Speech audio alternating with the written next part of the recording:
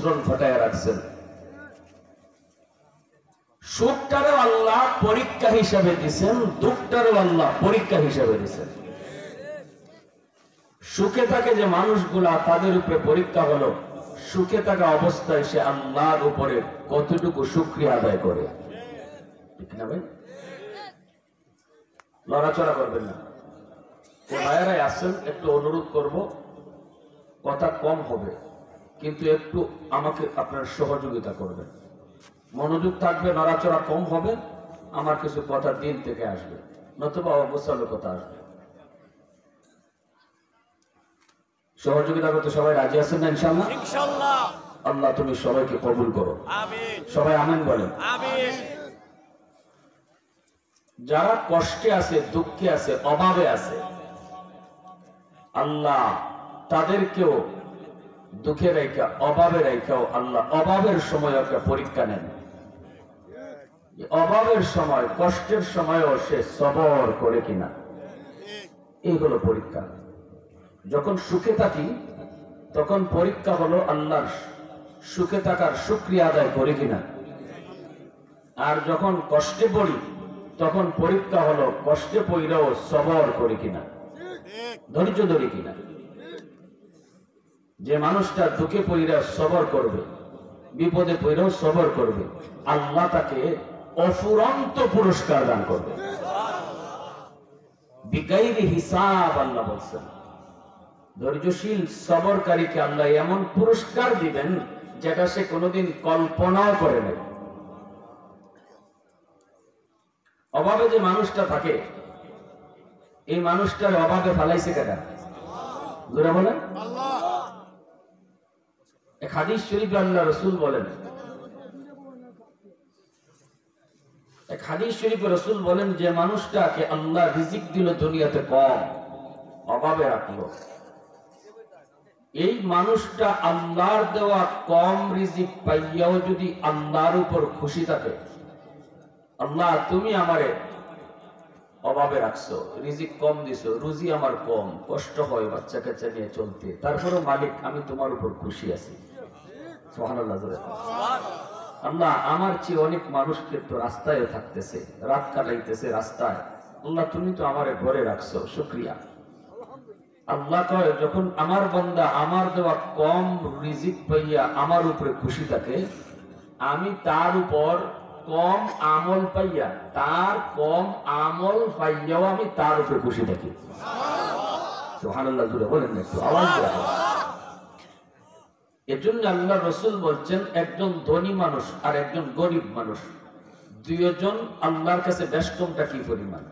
গরিবে হাত উঠাইছে, ধনীও হাত উঠাইছে, দুইজনই আল্লাহর কাছে প্রিয়। ধনী যে হে ধন দৌলত কামাইছে হালাল তরিকায়, আল্লাহরে খুশি রেখে সম্পদ কামাইছে, ব্যয় করে আল্লাহকে খুশি রেখা, কিন্তু দুইজনে যদি হাত উঠায়, রাসূল বলেন দুই হাতের মাঝে বেশকম শোনো। নবী বলতেছেন আল্লাহর ইনসাফ, আল্লাহ কত বড় মুনসিফ যে আমি আমার বান্দারের সম্পদ কম দিছি, তোমারে বেশি দিছি। তুমি জাজিমে ঘুমাও, তুমি এসি রুমে ঘুমাও, তোমার রুমের ভিতরে ঠান্ডা বাতাস ঢুকে না, কিন্তু আমার বান্দার রুমটার মাঝে ঠান্ডা বাতাস ঢুকতেছে, সিরা খেতাব ঘুমায়, এরপর আমি আল্লাহর উপরে খুশি। অতএব তোমরা দুইজন সমান হইতে পারো না। ধনী মানুষও হাত উঠাইছে, গরিবও হাত উঠাইছে নামাজ শেষে। রাসূল কয় জাননি দুই হাতের বেশকম কত? সাহাবীরা বলে ইয়া রাসূলুল্লাহ একটু কোন।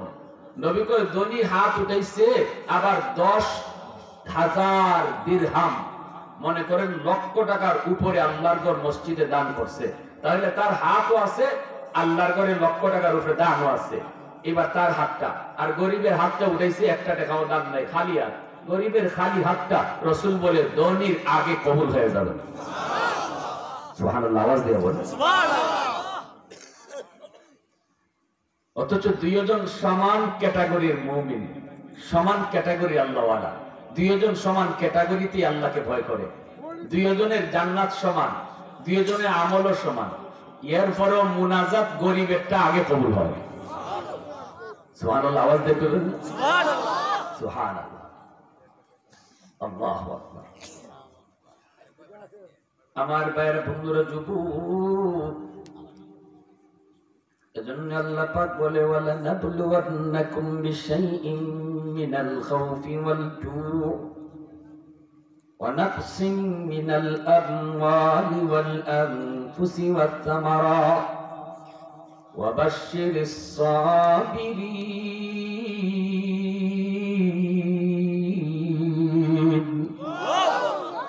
আল্লাহ পাক বলে আমি আল্লাহর পরীক্ষা নিব মাঝে মাঝে, তোমাদের কাছ থেকে বিপদ আপদ দিয়া, অভাবে ফালাইয়া, জানের উপরে মালের উপরে বিপদ মুসিবত দিয়া কখনো কখনো পরীক্ষা নিব। কে পরীক্ষা নেয়? আল্লাহ। পরীক্ষা নেয় কে? আল্লাহ। আল্লাহ পরীক্ষা নেয় বান্দা। অভাবে ফেলে আমি পরীক্ষা নিতেছি, অভাবে পড়লেও তুমি নামাজ পড়ো কিনা, অভাবে পড়ার পর তুমি তোমার বিবি বাচ্চারে পর্দায় রাখো কিনা, তুমি আমি আল্লাহকে ডাকো কিনা, নাকি তুমি অভাবী পইরা আমাকে ভুলে যাও। কিছু কিছু মানুষ এমন আছে কয় নামাজ পড়ে কি হবে, আমি নামাজ পড়ি অথচ বিপদ আমার সারে না। সে তো নামাজ পড়ে না, রোজা রাখে না, এরপরও তো তার কোনো বিপদ নাই, মুসিবত নাই। ঠিক আছে, তাহলে নামাজ পড়বই না। বোঝা গেল সে বিপদে পইরা ধৈর্য হারা হয়ে গেছে, ঠিক না? পরীক্ষায় পাস না ফেল। কিন্তু মালিক কই না, আমার যে সকল বান্দারা পরীক্ষায় পাস করলো, এই কথা বলল মালিক তুমি তো আমাকে বিপদে ফেলাইছো, বিপদ থেকে উদ্ধার করার মালিকও তুমি।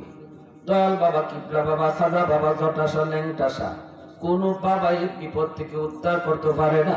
বিপদ থেকে উদ্ধার করার মালিককে আল্লাহ। জোরে বলে আল্লাহ। মুশকিল কুশা শুধুমাত্র কে?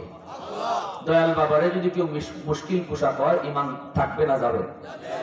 এই আওয়াজ দিয়ে এখন কোন দয়াল বাবা, কিবলা বাবা, খাজা বাবা, জটাসা, ল্যাংটাসা, বদনাসা, এই দয়াল বাবার দরবারও কেউ যদি গিয়া কয় বাবা তুমি মুশকিল পোশাক, তাইলে ইমান এখানে তুই আইব।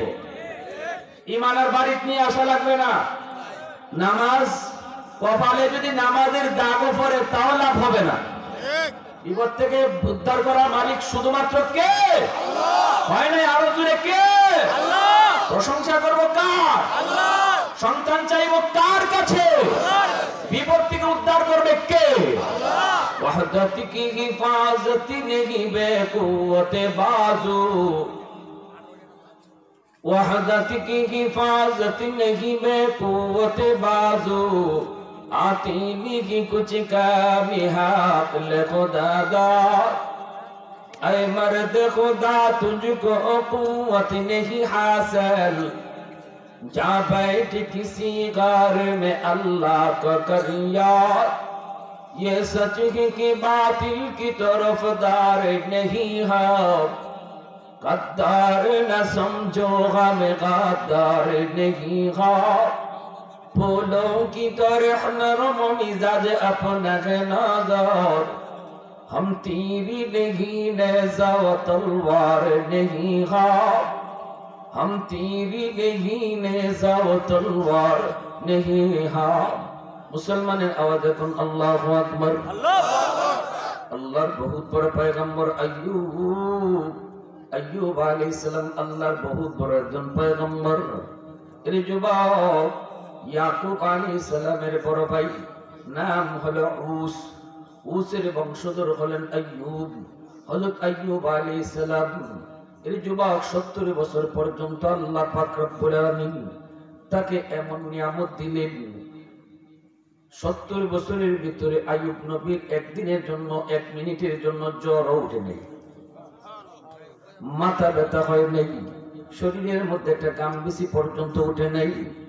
দুনিয়ার যত নিয়ামত সব নিয়ামত আল্লাহ তারে দান করলেন। সুন্দর চেহারা, বডিটাও তার বড় সুন্দর, 6টা জোয়ান জোয়ান ছেলে, 4টা সুন্দরী সুন্দরী বিবি, সহায় সম্পদের কোনো অভাব নেই। আবার ক্ষমতাও দিলেন, রাজত্বও দিলেন, অভাব কোনো দিকে নাই, চতুর্দিকে শুধু নিয়ামত আর নিয়ামত। আল্লাহ পাক রব্বুল আলামিন কয়, এরে ইবলিস, তুই না বলেছিলে আমার বান্দা যখন সুখে থাকবে তখন আমাকে ভুলে যাবে, সুখে পড়লে আমারে ভুলে যাবে। দেখ আমার আইয়ুব কত সুখে আছে, এর প্রতিটা মুহূর্ত মুহূর্ত আমি আল্লাহর শুকরিয়া আদায় করে, ঠিক না? আমাদের সমাজে কিছু মানুষ সহায় সম্পদের মালিক, অট্টালিকার মালিক, কোটিপতি, শিল্পপতি হলে পরে আল্লাহকে ভুলে যায়। টাকার গরমে পইরা সে অহংকারী হয়ে যায়। সমাজের সাধারণ মানুষের উপরে জুলুম শুরু করে। ক্ষমতা পাইলে, টাকা পাইলে পরে হুঁশ থাকে না, মাটিতে পাও লাগে না, ঠিক না? অহংকার করা মানুষের সাজে না। অহংকার শুধু একমাত্র আল্লাহর পোশাক। কার পোশাক? আল্লাহ বলে আত্তাকাব্বুরু রিদাই, অহংকার এটা আমার পোশাক। আমার পোশাক নিয়ে কেউ টানাটানি করো না। মানুষের জন্য অহংকার করা শোভা পায় না। আল্লাহ পাক মানুষের জন্য কারো না কারো উপরে, আল্লাহ কারো না কারো উপরে কাউকে রাখছে। তুমি চেয়ারম্যান হলে তোমার উপরে এমপি, এমপি যদি হও এমপির উপরে মন্ত্রী, মন্ত্রী যদি হও তার উপরে প্রাইম মিনিস্টার, তুমি প্রাইম মিনিস্টার হলে তোমার উপরে আরেকজন। তোমার দেশ ছোট, তার চেয়েও বড় দেশ আছে। এইভাবে পর্যায়ক্রমে আল্লাহ পাক মানুষকে অহংকার করার মতো কিছুই আল্লাহ মানুষের হাতে রাখে নাই, ঠিক না? কারো না কারো কাছে তুমি ধরা, এ মানুষ, কারো না কারো কাছে তোমার ধরা। আল্লাহ তোমাকে ধরা খাওয়ায় রাখছে। তুমি যত বড় হও না কেন, যত বড় অফিসার হও না কেন, যত বড় তুমি ক্ষমতাশীল, যত বড় তুমি রাজনীতিবিদ হও না কেন, কাউরে না কাউরে তোমার সার ডাকতে হবে, ঠিক না? জুড়ে বলেন। অহংকার শুধু একমাত্র তাকেই মানায় যে কাউকে সার ডাকতে হয় না, যে কারো কাছে চাইতে হয় না, কারো কাছে ধন্যা দিতে হয় না। তিনি একমাত্র, কেবলমাত্র, শুধুমাত্র কে? একটু জোরে বলেন কে? এজন্যই আল্লাহ পাকের একটা নাম হলো সমাদ। পবিত্র কোরআনুল কারীমের ভিতরে সমাদ আল্লাহর নামটা শুধু এক জায়গায় আইছে। সেই জায়গাটা হলো কুল হুয়াল্লাহু আহাদ, আল্লাহুস সামাদ। আল্লাহু আকবার। সামাদ আল্লাহ পাকের একটা গুণবাচক নাম। এই নামের অর্থ কি জানেননি? এই নামের অর্থ হলো, সামাদ বলা হয় এমন এক জাত, এমন এক সত্তাকে যার কাছে সবাই চায়, কিন্তু তিনি কারো কাছে চাইতে হয় না।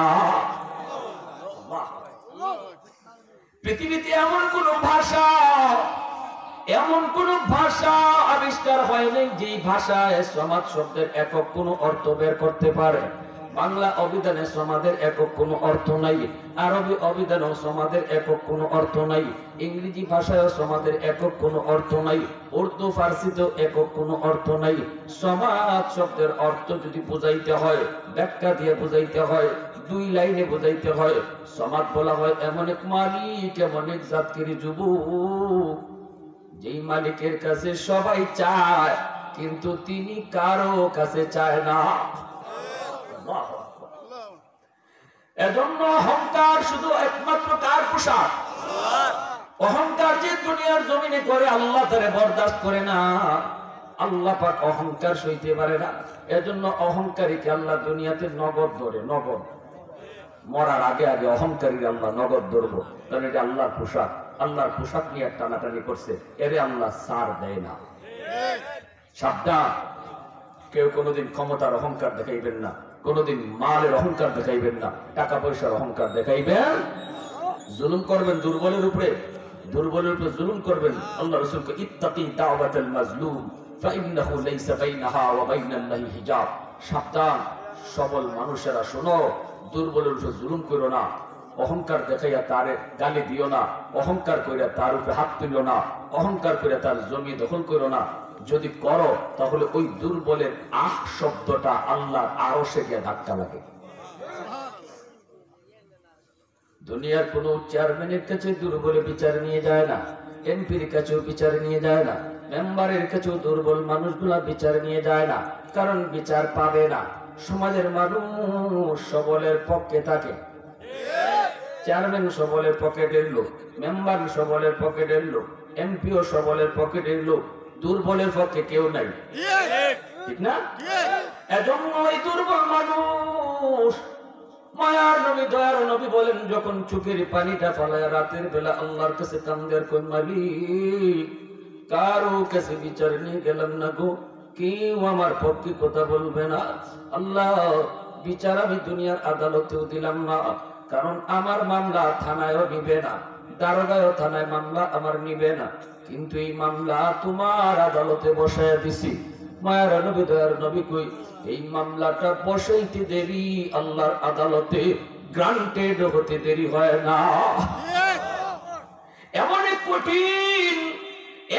কঠিন মামলা হয় আল্লাহর আদালত। দুনিয়ার আদালতে তুমি জজ ধরতে পারবা, ব্যারিস্টার ধরতে পারবা, দুনিয়ার আদালতে তুমি জজ সাহেবরে ঘুষ খাওয়াইতে পারবা, দুনিয়ার আদালতে জজরে তুমি মিনিস্টার দিয়ে ফোন দেওয়াইতে পারবা, কিন্তু যুবক, এ হোসেনপুরের যুবক, নিয়ামতপুরের যুবক, একটু কও, নিয়ামতপুরের যুবকরা কও, আল্লাহর আদালতে তোমার বিরুদ্ধে যদি মামলা হয়, আল্লাহকে ঘুষ দেওয়ার কোন সিস্টেম আসেনি? আল্লাহকে ঘুষ দেওয়ার কোন সিস্টেম আসেনি? আল্লাহরে ফোন দেওয়ানোর কোন সিস্টেম আসেনি? কোন সিস্টেম নাই। এজন্যই নবী কইলেন, দুনিয়ার মানুষ কখনো অহংকার দেখায় দুর্বলের উপর জুলুম কইরো না, কারণ দুর্বল মানুষগুলির মামলা আল্লাহর আদালতে বড় জটিল, বড় জটিল। কিয়ামতের ময়দানে তোমার জিন্দেগীর সব নামাজ রোজা শেষ হয়ে যাবে, তোমার জিন্দেগীর হজ যাকাত উমরা সব লয়ে যাইবে। আল্লাহর আদালতে তোমার বিচার যদি দুর্বলের পক্ষে যদি তোমার বিরুদ্ধে বিচার হয়, কোনো কিছুতেই তুমি কাম পাবা না। এজন্য বলি সাবধান, কখনো অহংকার করব না। এর যুবক, আইয়ুব আলাইহিস সালামকে আল্লাহ পাক সব নিয়ামত দিলেন, এমন কোন নিয়ামত নাই যা তিনি পান নাই। সর্বলাইনে সর্বহালে আল্লাহ তার নিয়ামতের ভিতরে ডুবায় রাখছেন, অভাব বলতে কিছু নাই। এরপরও বিন্দু পরিমাণ অন্তরে অহংকার নাই, প্রতিনিয়ত মালিকের দরবারে শুকর গুজার। আল্লাহু আকবার করে বলেন, এইতো কই আলহামদুলিল্লাহ, ঘুমাইতেও গেলে কই আলহামদুলিল্লাহ। আল্লাহ আমার কোনো কৃতিত্ব না, আমার এই যে তুমি এত সুন্দর বানাইছো এটা আমার কোনো কৃতিত্ব না তোমার। আল্লাহ এত সম্পদ দিছো এটা আমার কোনো বাহাদুরি না তোমার। সব কিছু খালি কয় আমার আমার আমার। আল্লাহু আকবার। আল্লাহ কি কয়, এই প্লিজ দেখ, তুই না কইছিলে খুব সুখে পড়লে আমারে ভুলে যাইবা আমার বান্দারা, আমার আইয়ুব রে দেখ। সুবহানাল্লাহ জোরে কর। এত নিয়ামত দিয়ে আমি ডুবাইয়া রাখছি, এরপরও তার নিজের কিছুই কয় না, যা খায় যা করে সব কয় আমার। আল্লাহু আকবার। ইবলিসে কয়, এজন্যই তো তোমারে ডাকে, এত সুখে রাখছো দেখেই তো ডাকে। ইবলিস তো ইবলিস, ইবায়ও যায় হিবায়ও যায়, জামাইয়ের বাহো কন্যার বাহো। আমাদের এলাকায় এটা কয় কি না জানি না, সিলেটেও এটাতে কয় জামাই মাও কন্যার মাও, ঠিক না? ইবলিস আল্লাহ কয়, তুই না কইলে সুখে থাকলে বলবো, কই বলে না দি। এখন কয়, এজন্যই তো তোমারে ডাকে, খুব বেশি সুখে রাখছো যে বিপদে ফেলায় দেখো, বিপদে ফেলায় দেখো, খুব সুখে রাখছো তো বিপদে ফেলায় দেখো, তোমার গোলামি কর্ম দূরের কথা, তোমার নামই বললে দেব। কি কয় দেখেন ইবলিস। এইবার আল্লাহ পাক কয়, তাহলে তুই দেখবি? বলে হ দেখতাম। দেখ দেখ। আল্লাহ পাক রব্বুল আলামিন আইয়ুব নবীর উপরে পরীক্ষা শুরু করে দিলেন। এই যুবক 70টা বছর পর্যন্ত আল্লাহ নিয়ামতের ভিতরে ডুবাইয়া রাখছে। এরপরে শুরু হয়ে গেল আল্লাহর পক্ষ থেকে পরীক্ষা। একে একে যতগুলি ইন্ডাস্ট্রি ছিল, যতগুলি সম্পদ ছিল, যতগুলি শিল্প কারখানা ছিল, একটার পর একটা বন্ধ হতে লাগলো, একটার পর একটা আগুন লাগতে লাগলো, একটার পর একটা সব ধ্বংস হয়ে গেল।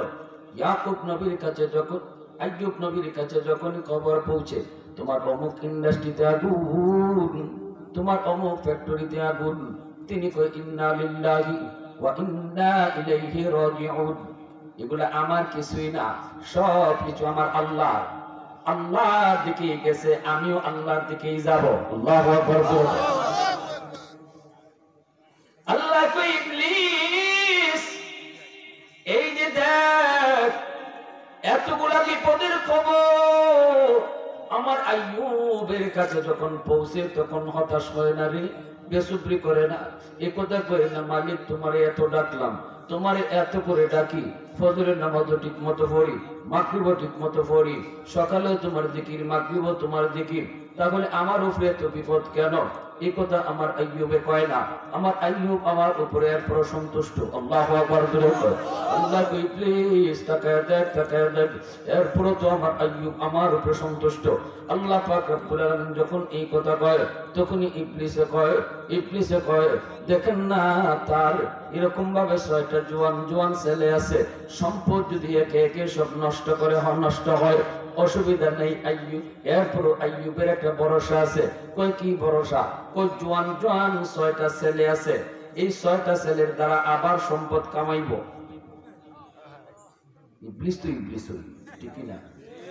6টা জোয়ান ছেলে আছে, যা এর আবার সম্পদ নষ্ট হইলে টেনশন কে, এই ছেলে আবার সম্পদ যোগাইব। আল্লাহ কয় তাহলে দেখ ছেলেও নিয়ে যাই। 6টা ছেলের মৃত্যু হয়ে গেল একসাথে। আইয়ুব নবী কয় ইন্না লিল্লাহি ওয়া ইন্না ইলাইহি রাজিউন। সব কিছু আমার আল্লাহ পাক রব্বুল আলামিন নিয়ে গেছে, আল্লাহর জিনিস আল্লাহ নিয়ে গেছে। আমিও আল্লাহর কাছে একদিন যাব। সবাই আমরা একই পথের পথিক। আজ আমার সন্তান গেছে, কাল আমি যাব, ঠিক কিনা? একই পথের প্রতিক্রিয়া আমরা। আজ আমার ভাই গেছে, আমি কাল তার পিছনে আসতেছি। এটাই হলো ইন্না লিল্লাহি ওয়া ইন্না ইলাইহি রাজিউনের মর্ম। আমরা যখনই কোনো মানুষের মৃত্যু সংবাদ করে এই দোয়াটা করি, দোয়াটার অর্থই হলো ভাইরে তুমি যাও, আমি তোমার পিছনে আসতেছি। আমরা কিন্তু একই পথের পথিক। তুমি আমার একদিন আগে গেছো, আমি তোমার একদিন পরে আইতেছি। একই পথের পথিক আমরা। গাড়ি আসতেছে, আমাদেরকে স্টেশন থেকে নিয়ে যাইতেছে, তোমাকে আগে নিছে, আমি পরেই আসতেছি। এইভাবে কিন্তু আমরা সবাই মৃত্যু সংবাদ শুনে পড়ি। আল্লাহ কইয়ে রে প্লিজ দেখ আমার আইয়ুবে কি কয়। আল্লাহু আকবার। ইবলিস কয় মালিক, ও মালিক, এখনো 4টা বিবি আছে, সন্তান নিয়ে গেছো, কি হয়েছে? সন্তান হওয়ার ফ্যাক্টরি মা তো আছে। সন্তান আইয়ুব আবার জন্ম দিব, মার গর্ভ থেকে সন্তান আইব। অতএব এজন্যই আইয়ুবের টেনশন নাই, এজন্যই তোমার শুকরিয়া আদায় করে, কারণ এখনো 4টা বিবি আছে। আল্লাহ পাক তাহলে দেখ বিবিও নিয়ে নিমু। আল্লাহু আকবার। 4টা বিবির মধ্যে 3টা বিবি এক জায়গায় ঘুমে। আইয়ুব নবীর কাছে একজন বিবি খেদমতে ছিল, যিনি খেদমতে ছিল এনার নাম হলো বিবি রহিমা। বাকি 3 জন এক করে ঘুমন্ত ছিল রে যুবক। এই 3 জনের একসাথে মৃত্যু হয়ে গেল। নবীর কাছে খবর আসলে পরে নবী কই ইন্না লিল্লাহি ওয়া ইন্না ইলাইহি রাজিউন। তখনও আল্লাহ পাকের উপরে নাকুশ হয় না, অসন্তুষ্টি প্রকাশ করে না, বেসুবরি করে না, সবর আদায় করে নেয়। আল্লাহ পাক তখন কই ইবলিস দেখ আমার আইয়ুবে কি কইছে। সুবহানাল্লাহ, সুবহানাল্লাহ। আরেকটু জোরে কন্যা সুবহানাল্লাহ। প্রশংসা করব কার? আল্লাহ। মালিকের নামটা জোরে নিলে খুশি হব কার? আল্লাহ। আলহামদুলিমান কদ্দারা খাইরান ওয়া খাবালা, আলহামদুলিমান কদ্দারা খাইরান ওয়া খাবালা, والشكر لمن صور حسنا وجمالا، فرد صمد عن صفة خلق بريء، رب أزلي خلق الخلق كمالا، لا ضد ولا ند ولا حد لمولى، الآن كما كان ولم يلق زوالا، الآن كما كان ولم يلق زوالا। محبতের আওয়াজে বলেন আল্লাহু আকবার। আমার ভাইরা বন্ধুরা, যখনই আল্লাহ পাক কই এর ইবলিস দেখ আমার আইয়ুব 3টা বিবির মৃত্যু সংবাদ শোনার পরেও নাকুশ হলো না, আমি আল্লাহর উপরে অসন্তুষ্টি প্রকাশ করলো না, শুকরিয়া আদায় করলো, আমার সিদ্ধান্তটাকে খুশি মনে মেনে নিল। আল্লাহু আকবার জোরে বলেন। এইবার ইবলিসে কয় বুঝছি, ও মালিক এখনো তো তার দেহটারে খুব সুন্দর রাখছো, বডিটা তার এখনো সুন্দর, হাত পা গুলি অনেক সুঠাম, এজন্য বডির বড়াই দেখায়। আল্লাহ কইলে কি কষ্ট কি চাস, একটু অসুস্থ বানায় দেখো, বিছানায় ফেলাইয়া দেখো তোমার নাম লয় কিনা। আহা কি পরীক্ষার মধ্যে ফেলাইছে। আল্লাহ কয় তাহলে দেখ আমার আইয়ুবরে আমি অসুস্থ বানাইতেছি। সাথে সাথে আল্লাহর হুকুমে নবী অসুস্থ হয়ে গেলেন, কিরা পোকে ধরলো, পুরা বডিটা কিরা পোকে খাইতেছে রে যুবক, পুরা বডিটার মধ্যে পোকে ধরলো, বডিটা পোকে খায়, ফুসকা পড়ে গেল গোড়ায় গোড়ায়, পশমের গোড়ায় গোড়ায় ফুসকা পড়ে গেল। এই ফুসকারের ভিতরে আবার পোকা, বডি কামড়ায়, বডি কামড়ায়, দুর্গন্ধ,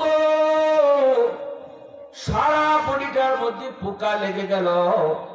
এরপর আইয়ুব নবী কই মালিক, ও মালিক জানি না গো মালিক, জানি না মালিক তুমি এরপরও আমার উপরে তুমি সন্তুষ্ট আছো কিনা।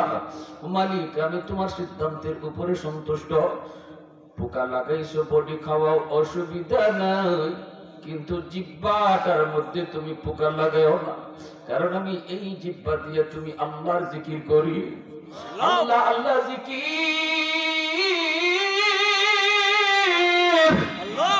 যে জিহ্বা দিয়ে আমি করি এই জিহ্বাটা পোকা দিয়ে খাওয়াইও না। আমি যদি তোমার জিকির করতে না পারি বাঁচবো না মালিক, বাঁচবো না, বাঁচবো না।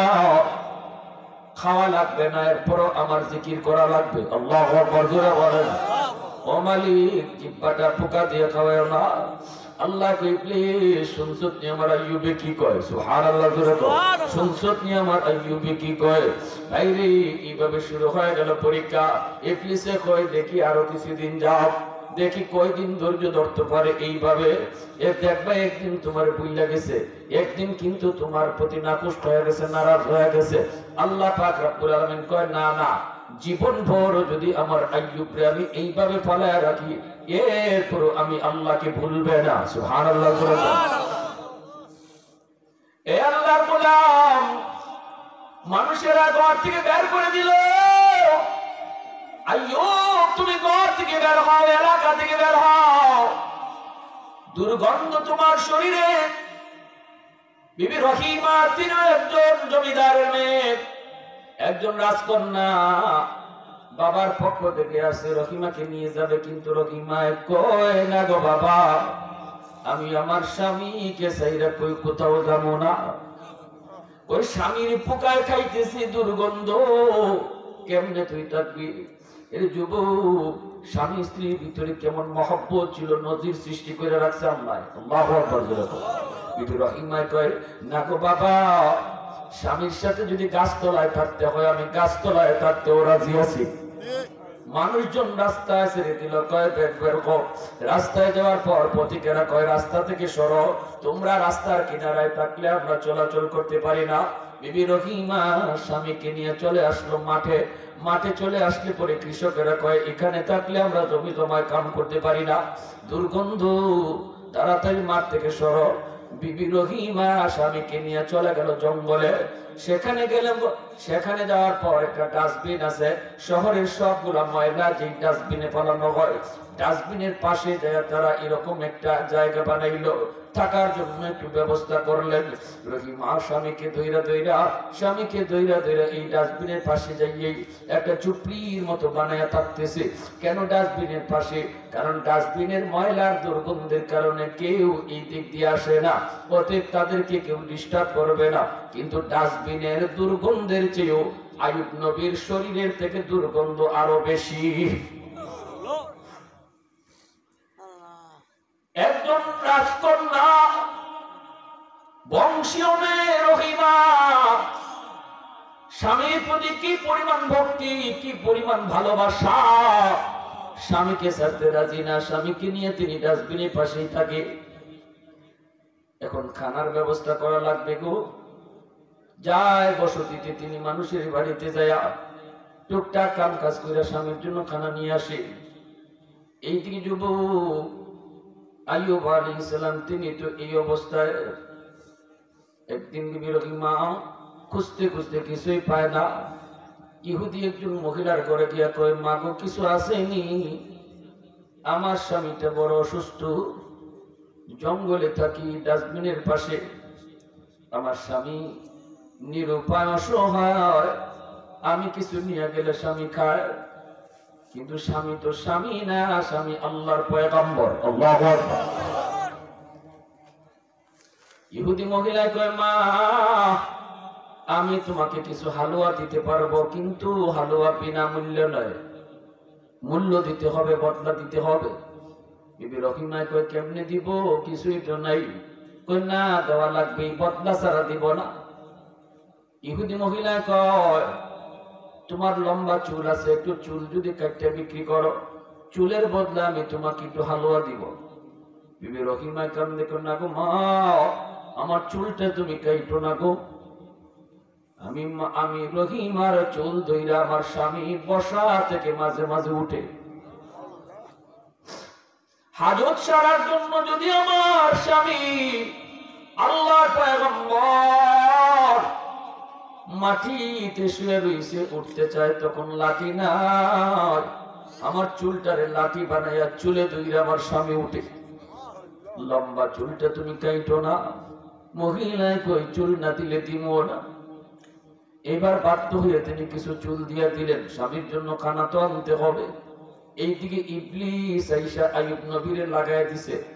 মানুষের সুরত দুই আইসা কই, ও আইয়ুব, তোমার বিবি প্রতিদিন যে তোমার জন্য খানা নিয়ে আসে মানুষের বসতি থেকে, কেমনে আনে জানোনি? চুরি করে আনি, চুরি করে। আজকে কিন্তু এক জায়গায় চুরিতে ধরা খায়া গেছে, তার চুল কাটতে দিছে। নাউজুবিল্লাহ। বিশ্বাস যদি না হয় তাহলে বিবি আইলে পরে দেখো তার চুল কাটা। আইয়ুব নবী কয়, অসম্ভব, আমার স্ত্রী কখনো চুরি করতে পারে না, চুরি করে আমার জন্য খানা আনতে পারে না। কয়, বিশ্বাস না হলে দেখো। আইয়ুব নবী কই, যদি আমি ঠিকই তার চুল কাটা পাই তাহলে আমি তাকে 100টা দৌড়া মারবো, কসম খোদারে 100টা দৌড়া মারবো। বিবি রহিমা যখন খানা নিয়ে আসছে, আইয়ুব নবী দেখে তার একটু চুল কাটা। আইয়ুব নবী খানা খায় না, গুসায় তিনি সরে গেছে। যাও, তোমার খানা লাগবে না। কি হয়েছে গো স্বামী, একটু তুমি কও। কই, চুল কেন কাটা? চুরি করে তুমি খানা আনছো, একজনে আমারে কইছে। বিবি রহিমা কই, স্বামী গো, খোদার কসম, এটা ইবলিসের কাম, আমি চুরি করি না। ঘটনা হলো এই। তখনই নবী বুঝতে পারছে। আল্লাহ কয়, আইয়ুব, কসম পুরা ওই যাইব, 100টা ছোট ছোট কঞ্চি একত্রিত কইরা তোমার বিবি রহিমার গায়ে আস্তে করে তুমি একটা বাড়ি দিয়া দিও, তোমার কসম আমি আল্লাহ পুরা করে নিব। সুবহানাল্লাহ, জোরে কর, আরো জোরে কর সুবহানাল্লাহ। প্রশংসা করব কার? আরেকটু জোরে কর না কার? قل اللهم مالك الملك تؤتي الملك من تشاء وتنزع الملك ممن تشاء وتعز من تشاء وتذل من تشاء بيدك الخير إنك على كل شيء قدير। ইজ্জত দেওয়ার মালিক কে? ক্ষমতায় বসায় কে? ক্ষমতা কায়রা নেয় কে? ইজ্জত করার মালিক কে? সকল ক্ষমতার মালিক কে? আল্লাহ। এ আল্লাহর গোলাম, ওই হালুয়াটা বিবি রহিমা কেমনে খাওয়াইতো?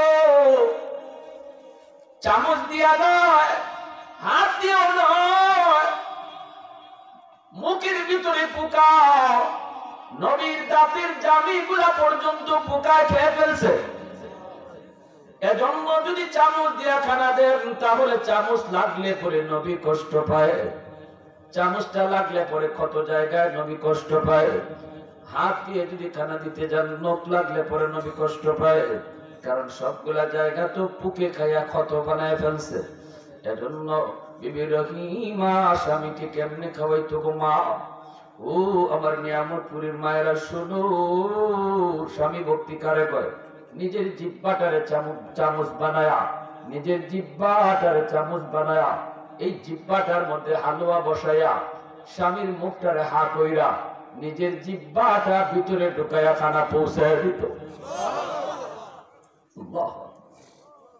যেই দুর্গন্ধে মানুষ টিকতে পারে না, বসতি থেকে সরাই দিল। সেই বিবি স্বামীর পাশে স্বামীর খেদমত কেমনে করে গো, জিহ্বাটারে চামচ বানায় তিনি ভিতরে খানা ঢুকায় দেয়। একদিন খানা দিতে যায় বিবি রহিমার জিহ্বার মধ্যে একটা পোকার কামড় মেরে ধরছে। এই পোকাটার কামড় খাইয়া বেহুশ হয়ে তিনি মাটির পড়ে গেছে। কান্দের কো স্বামী গো, একটা পোকার কামড় আমি সইতে পারলাম না, আজকে 13টা বছর যাবত এতগুলা পোকার কামড় আপনি কেমনে সইতেছেন? একটা পোকার কামড়ে আমি অস্থির, আমি বেহুশ হয়ে গেলাম। এতদিন আপনি এতগুলা পোকার কেমনে খাইতেছেন? একটু আল্লাহকে কর, আল্লাহ যেন আপনাকে সুস্থ করে দেয়। সাথে সাথে আইয়ুব নবী কই, বিবি রহিমা শুনো, কি তুমি কইছো? আমি আল্লাহর কাছে দরখাস্ত করব, আল্লাহ আমার জন্য সুস্থ করে দেয়। ও বিবি, তুমি কেমনে এই কথাটা বলছো? 70 বছর পর্যন্ত আল্লাহ আমারে সুস্থ রাখছে, এখনো তো 70 বছর অসুস্থ রাখে নাই, মাত্র 13 বছর রাখছে। 13 বছর মাত্র আল্লাহ অসুস্থ বানায় রাখছে, সুস্থ রাখছে আমার 70 বছর। যদি অসুস্থ 70 বছর রাখে তখন তো সমানে সমানে হয়, তখন হয়তো আল্লাহর কাছে কইতে পারি, মালিক 70 বছর তুমি সুস্থ রাখছো, এখন 70 বছর অসুস্থ ছিলাম, আল্লাহ তোমার কাছে কোন আবদার সুস্থ করো। কোন মুখে আমি কই আল্লাহ তুমি আমার সুস্থ করে দাও? সুবহানাল্লাহ। আল্লাহ যদি আমার কয় 70 বছর সুস্থ রাখলাম, ওইসে মাত্র 13 বছর, আল্লাহু আকবার, কি জবাব আমি দিব গো বিবি? না, আমি আল্লাহর কাছে আবদার করতে পারবো না। তোমার যদি কষ্ট হয় তুমি চলে যেতে পারো। তোমার মতো আমার আরো 3 জন বিবি ছিল, এরা তো একসাথে মারা গেছে। তুমি যদি ওদের কাছে থাকতা, অ্যাক্সিডেন্টে তুমিও 3 জনের সাথে তুমিও মারা যাইতা, অসুবিধা নাই। যদি আমাকে এমন কথা তুমি আল্লাহর কাছে কইতে কও, আমি বলবো তুমি চলে যাও। সাথে সাথে বিবি রহিমা স্বামীর জড়ায় দিয়ে কই, স্বামী গো মাপ চাই, মাপ চাই। আল্লাহু আকবার জোরে কও, মাপ চাই গো স্বামী, মাপ চাই। জীবনে আর কোনোদিন এমন কথা কইবো না। সুবহানাল্লাহ জোরে কও। আমার মায়ের একটু শুনো গো, এজন্য এই নবী বলেছেন, ইউমা ইমরাতিন ইযা সাল্লাত খামসাহা ওয়া সামাত শাহরাহা ওয়া হাফিজাত ফারজাহা ওয়া আতাআত বালাহা দাখালাত মিন আবওয়াবিল জান্নাহ। নবী বলেছেন, যদি কোনো মহিলা 4টা কাজ ঠিকমতো আদায় করে, 5 ওয়াক্ত নামাজ ঠিকমতো পড়ে, রমজান মাসে রোজা রাখে, স্বামীর হুকুম মাইনা চলে, স্বামীর ইতাআত করে, স্বামীর মন জয় করে চলে, নিজের পর্দা রক্ষা করে চলে, নবী কয় সে জান্নাতের যে কোনো দরজা দিয়ে ঢুকবে, কেউ তারে বাধা দিবে না। আল্লাহু আকবার। রাসূল বলেছেন, কোন স্ত্রী যদি স্বামী দুনিয়াতে রাইখা স্ত্রী আগে মারা যায়, এই অবস্থায় যদি তার স্বামী তার উপর খুশি থাকে, স্ত্রী মরতে দেরি, জান্নাতে যাইতে দেরি হবে না। অথবা স্বামী যদি আগে মারা যায় আর স্ত্রী যদি দুনিয়াতে জীবিত থাকে, ওই অবস্থায় স্বামী যদি মরবার আগে কইয়া যায়, বিবি গো আমি তোমার উপর খুশি আছি, এমন আচরণ স্ত্রীর কাছ থেকে পাইছে, দিলটা বিবির উপরে খুশি। রাসূল কয়, ওই স্বামী যে মরবার আগে কইয়া গেল আমি তোমার উপরে খুশি, এতে করে ওই স্ত্রীকে আল্লাহ পাক জান্নাত দিয়া দেয়। আওয়াজ দেয় কন্যা সুবহানাল্লাহ। মুসলমানের আওয়াজে কোন সুবহানাল্লাহ। আল্লাহু আকবার। আমার ভাইরা বন্ধুরা, এ যুবক এইদিকে কি হলো? আল্লাহ পাক রব্বুল আলামিন কয় 13 বছর চলে গেল, একে একে 13 বছর গেল। দেখো আমার আইয়ুবে কি কয়, দেখো আমার আইয়ুবে কি কয়। রহিমায় কি কইল, আমার আইয়ুবে কি জবাব দিল? ইবলিস তুই শুনছত নি? ইবলিসে কো শুনছি, আরো কিছুদিন রাখো। ডাকাতের ডাকাত 18 বছর হয়ে গেল। এইবার আল্লাহ কই, জিবরাইল যাও আমার আইয়ুবের কাছে গিয়ে একটা সালাম দাও, যে আমি আল্লাহর পক্ষ থেকে সালাম শোনাও। জিবরাইল আলাইহিস সালাম আয়েশা কই, নবী গো আল্লাহ আপনারে সালাম জানাইছে কত বছর পরে, 18 বছর পরে। নবী সালামের জবাব দিতে একটু দেরি করছে। জিবরাইল আমিন কয়, আপনি নবী হয়ে যদি সালামের জবাব দিতে দেরি করেন, উম্মতে কিটা করব? আইয়ুব নবী কয়, ভাই জিবরাইল, ইচ্ছা করে সালামের জবাব দেরি করি নাই। তুমি যখন সালাম দিয়েছো তখন আমার জিহ্বাটা খাওয়ার জন্য একটা পোকা জিহ্বায় উঠছে। আমি যদি তখন সালামের জবাব দেই, পোকাটা জিহ্বা থেকে পড়ে যাবে। আমি ভয় করতেছিলাম পোকাটাই যদি কিয়ামতের ময়দানে আল্লাহর কয়, মালিক তুমি তো তোমার আইয়ুবের জিহ্বা খাওয়ার লাগে আমারে পাঠাইছো, কিন্তু তোমার আইয়ুব আমারে ফালাই দিছে, কি জবাব দিব?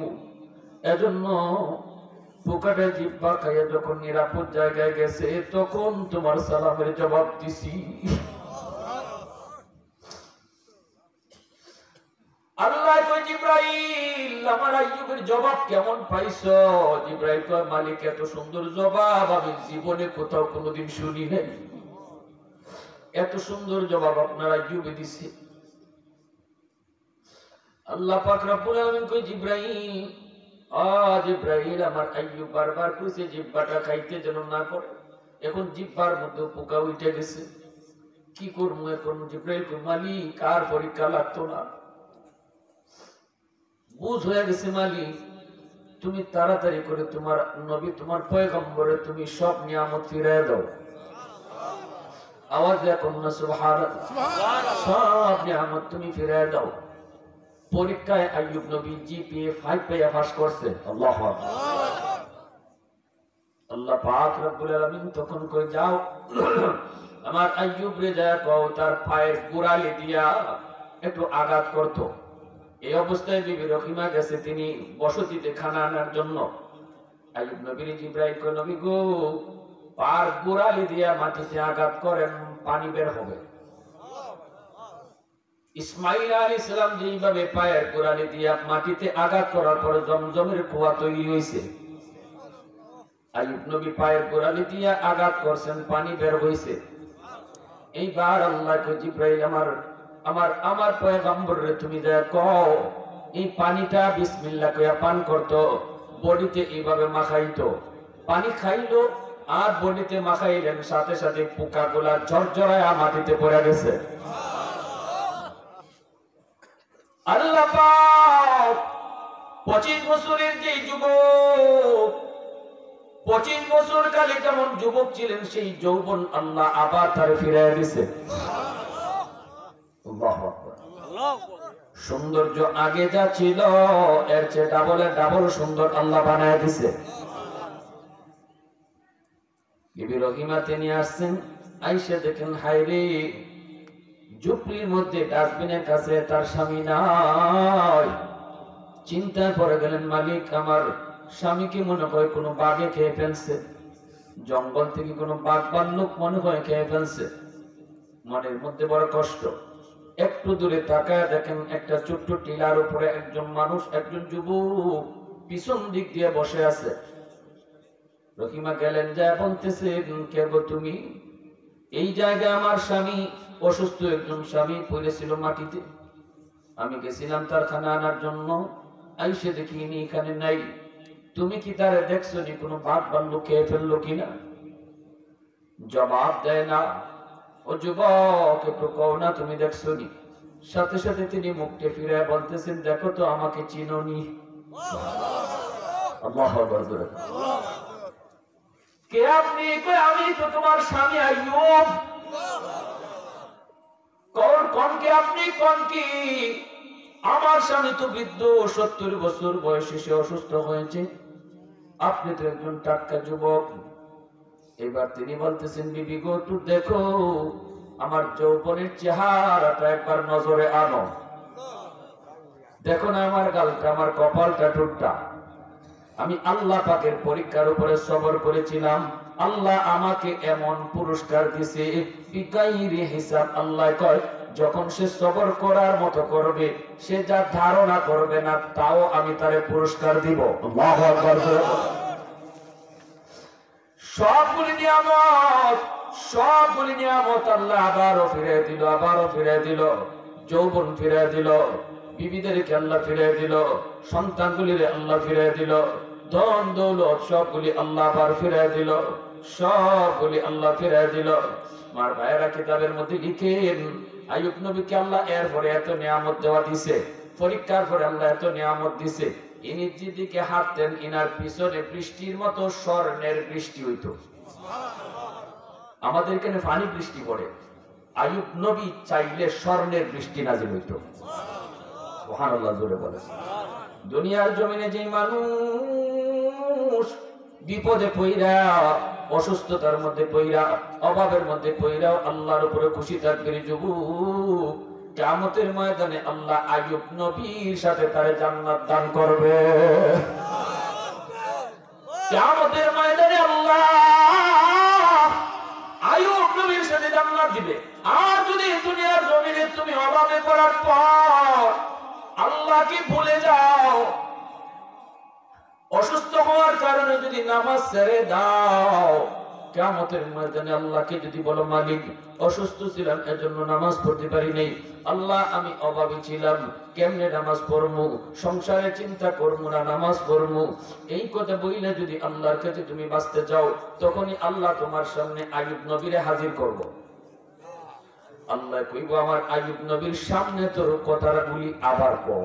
সুবহানাল্লাহ। আমার আইয়ুব নবীর সামনে তুই ক, আমার আইয়ুব কেমনে পারলো। এজন্য বলি যুবক, এজন্য বলি শোনো, পরীক্ষা কিন্তু আল্লাহ পাক এভাবেই নেই।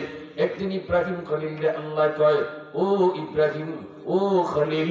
ফেরেশতারা কয়, আল্লাহ তুমি ডাকো, ইব্রাহিম কইয়া ডাকো। খলিল কেন ডাকছো, বন্ধু কেন ডাকছো? আল্লাহ কয়, ইব্রাহিম আমার বন্ধু। ফেরেশতারা কয়, কেমনে বন্ধু হইলো? মানুষ কেমনে তোমার বন্ধু হয়? বন্ধু হইলে তো আমরা হইতাম। আল্লাহ কয়, ইব্রাহিম আমার পাগল, এমন আশিক, যার কারণে আমি তারে বন্ধু উপাধি দিছি। ফেরেশতারা কয়, মালিক বুঝে পড়ে না। আল্লাহ কয়, কেমন আশিক একটু বুঝতে চাও? বলে হ, বুঝতে চাই। কয়, তাহলে একটু যাও, মানুষের সুরত ধইরা আমার ইব্রাহিমকে দেয় পরীক্ষা করো। মানুষ রূপে একজন ফেরেশতা আসছেন, ইব্রাহিম নবী আল্লাহর কেমন আশিক এটা দেখার জন্য। ইব্রাহিম পয়গম্বর তিনি ছাগল রাখালি করতেছেন, অনেকগুলি ছাগল রাখালি করে, মানুষের রূপ ধরে একজন ফেরেশতা পাশ দিয়া যায়, আর তখনই তিনি আল্লাহ নামের জিকির করে, সুবহানাল মুলকি ওয়াল মালাকুত যাল ইজ্জতি ওয়াল আজমাতি ওয়াল কিবরিয়া ওয়াল জাবারুত। এত সুন্দর করে আল্লাহর নাম, এত সুন্দর করে আল্লাহর নামের জিকির শোনা মাত্রই ইব্রাহিম খলিলের মনোযোগ ওই মানুষটার দিকে চলে গেল। দৌড়ে তার কোমরে ধইরা কই, কে গো তুমি, কে তুমি? এত সুন্দর করে আমার মাশউকের নাম নিতেছো, আমি তো এই নামের আশিক, আমি তো এই নামের পাগল। এত সুন্দর, আরেকটা বার এই নামটা শোনাইবানি। ফেরেশতা, মানুষ রূপী ফেরেশতা তখন কয়, আমি এই নাম শোনাই, কিন্তু বদলা নেই, বিনিময় ছাড়া শোনাই না। ইব্রাহিম খলিল কয়, কি বিনিময় চাও বলো? কই, অর্ধেক ছাগলের পাল আমাকে দিয়ে দিবা, বিনিময়ে শুধু আল্লাহর নাম একবার শোনাবো। ইব্রাহিম খলিল কয়, দিয়া দিলাম। ফেরেশতা একবার শুধু আল্লাহ নামের জিকির শোনায়, সুবহানাল মুলকি ওয়াল মালাকুত যাল ইজ্জতি ওয়াল আজমাতি ওয়াল কিবরিয়া ওয়াল জাবারুত।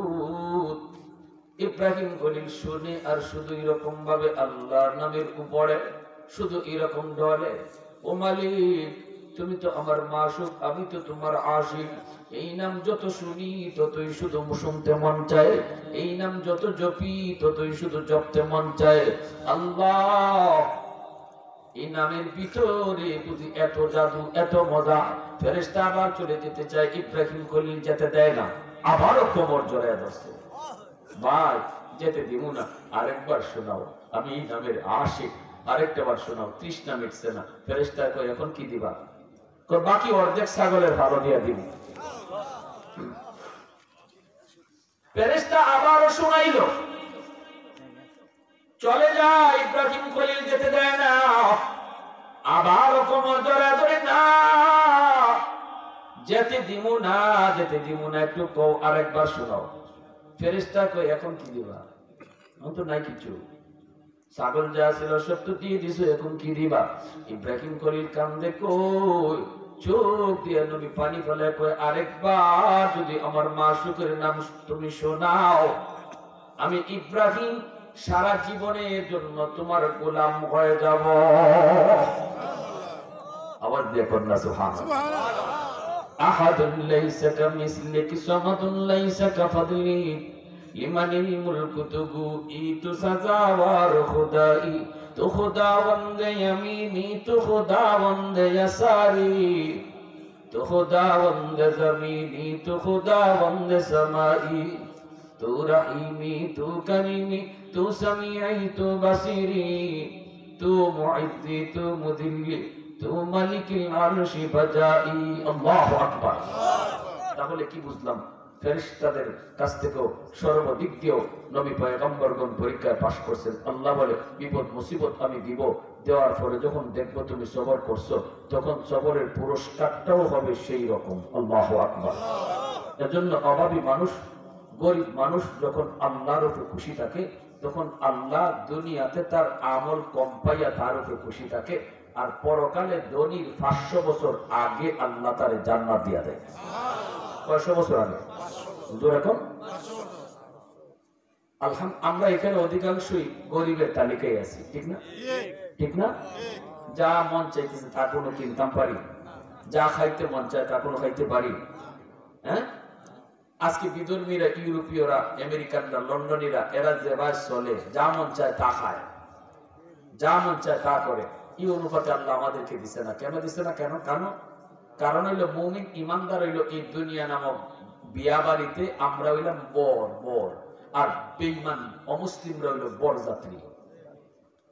জোরে বলে আমরা হইলাম, আপনারা বর রেখে যাবেন, জামাই করেন না, বিয়া বাড়ির জামাই, আর হগল হইলো বর যাত্রী। আর দুনিয়া হইলো বিয়া বাড়ি। আল্লাহ আমরা ফানাইছে জামাই বানাইয়া, আর অমুসলিমরা ফাটাইছে আল্লাহ বরযাত্রী বানাইয়া। এবার বিয়া বাড়ির নিয়মটা বুঝেন। বিয়া বাড়ির নিয়ম বলেন, বিয়া বাড়িতে বিয়ার দিন জামাইয়ে বেশি খায় না বরযাত্রীরা বেশি খায়? জবাব দিবেন, বুঝে দিবেন ভালো করে। এই যুবক ভালো করে পড়ো, নিয়ামত করে ওইটা চলেনি। আমাদের সিলেটে কিন্তু বরযাত্রীরা বেশি খায়, নিয়ামত করে বরযাত্রীরা বেশি খায়, ঠিক না? জামাই তো মুখে রুমাল দিয়া আহে পোয়া।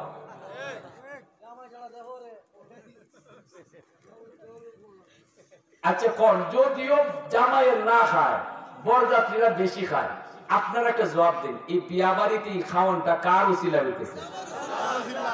যার উসিলা খানা হইতেছে হে খায় না, যারা জামাই উসিলা খাইতে হইছে এরা একবার গলাপ লাগায় খায়,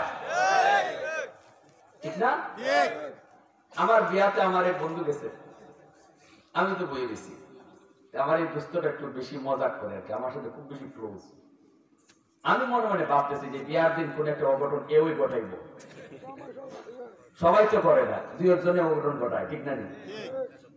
প্লেট উড়াই মারবো, নাইলে বাসন উড়াই মারবো, লবণ কেন বেশি হয়েছে, তেল কেন কম হয়েছে, এটা তো জামাইয়ের কাম না, এগুলো বরযাত্রীর কাম।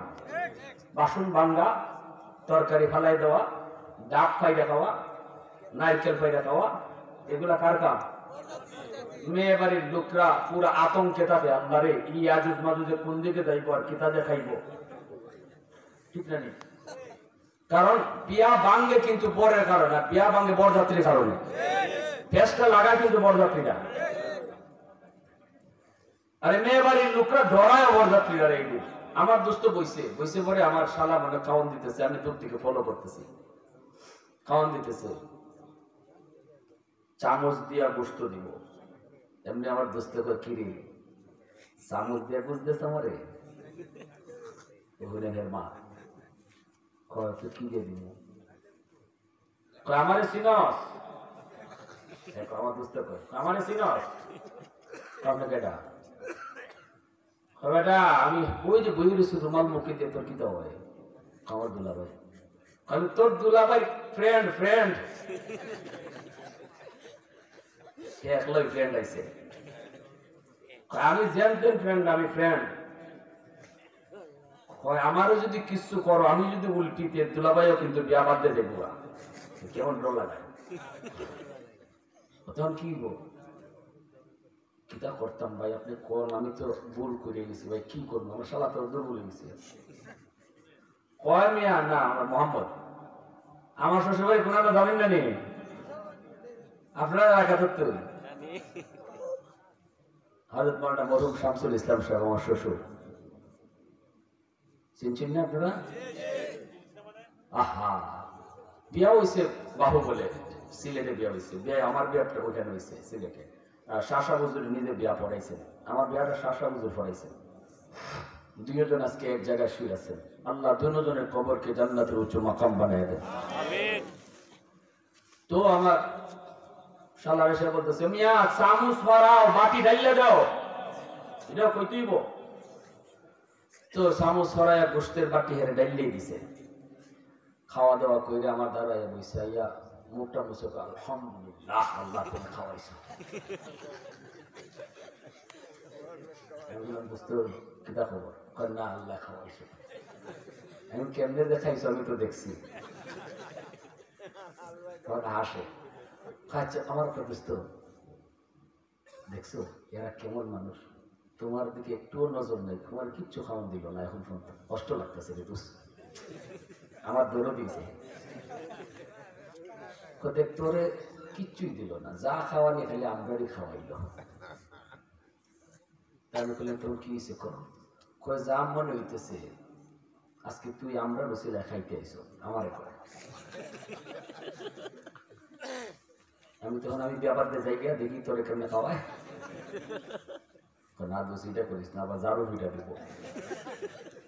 হ্যাঁ আমি বললাম দোষ আমারে যে খাওয়ায় না কেন জানো, আজকের এই দিনটা আমার লাগে না, একটা দিন তোরার লাগে, বরযাত্রীর একদিন, ঠিক না? আর আমার এই বাড়িতে খাওয়ান আজকে থেকে শুরু হইব, মরণের আগ পর্যন্ত চলব, ঠিক না? আমি আজকে খাইবার লাগে আইছি না, আমি আইছি বাড়ির মালিকের সাথে সম্পর্ক তৈরি করবার লাগে, একটা সম্পর্ক হইব, এরপরে আমার খাওয়ান এই বাড়িতে শুরু হইব। মুরগি যেটা বড় এটাও আমার পেটে যাইব, ওটা চেউ চেউ করে এটাও আমার লাগবে। এরপরে তুই বাসর করে একটা থাল রাখছে, আমারে নিয়ে যখন থাল খাওয়াইব আটটা ঢুকাই দেখ মাছটা মুরগি, এটা তোরা কপালও নাই, এটা কি বরযাত্রীর কপাল আছে? এটা তোরা কপালও নাই, এটা আমার লাগে। তখন কইতেছে তুই আমার যে বাসটা নিয়ে, আমি এটাই হাসা কথা, তুমি আজকে যা পারো গলা পর্যন্ত খাইয়ে যাও, আর কপালও নাই, তোমার কপালও আর নাই। ঠিক তেমনি আল্লাহ এই দুনিয়া নামক বিয়া করে বিয়া বাড়িতে আল্লাহ বেঈমান হলে কইছে তোরা বরযাত্রী যা পারস খা, গলা পর্যন্ত ডুবাইয়া খা। আর আমরা কইছে ইমানদার হল তোমরা কিন্তু জামাই মুখের রুমান্দে বই থাকো, আজকের দিন তোমরা খাওয়ারের দিন না, দুনিয়া নামক একদিন এটা বেঈমান হতে লাগে, তোমাদের খাওয়ার আমি আল্লাহ বাসর করে রাখছি সেটা জান্নাতে, ঠিক না? তোমাদেরকে আজকের দিনে পাঠাইছি আমি মালিকের সাথে সম্পর্ক তৈরি করার জন্য। আজকে তোমরা সম্পর্ক তৈরি করবা, খানা জারি হবে, শেষ হবে না। আর বেঈমান হতের খানা একদিনের লাগে, এজন্য যা চাইতেছে তাই আল্লাহ খাওয়াইতেছে। বরযাত্রী যা চায় যেমন তা দেয়, আর মেয়ের বাড়ির লোকেও জানে খাইলা আজকে একদিনের তৈরি, ঠিক কিনা? এজন্য যা চায় তা দেয়। আল্লাহ বেঈমান হলে যা চাইতেছে তাই খাওয়াইতেছে, একদিনের খাওয়ানো। আর আমরা কইছে তোমার মুখে যে ওয়া থাকো, সম্পর্ক তৈরি করে আও, খাওয়ান জারি হবে, শেষ হবে না। আল্লাহ তুমি আমাদেরকে বুঝ দাও, সবাই বলেন আমিন, আরো জোরে বলেন আমিন। তাহলে সবর যদি আমরা করি আর গরিবী হালতে আল্লাহরে ডাকি, আল্লাহরে মান্না চলি, তাহলে আল্লাহ পরকালে ধনীর কয়শো বছর আগে জান্নাত দিব, জোরে বলেন। তাহলে গরিবী হালতে আল্লাহরে মানতাম, আল্লাহরে ডাকতাম, আল্লাহর গোলামি করতাম, কারা কারা রাজি আছে হাত উঠে আল্লাহরে দেখা। আল্লাহ তুমি কবুল করো, সবাই বলেন আমিন, আরো জোরে বলেন আমিন। ওয়া আখিরু দাওয়ানা আলহামদুলিল্লাহি রাব্বিল আলামিন। মুনাজাত ভাই, মুনাজাত করে দেন, মুনাজাত ছাড়া কেউ দেন না।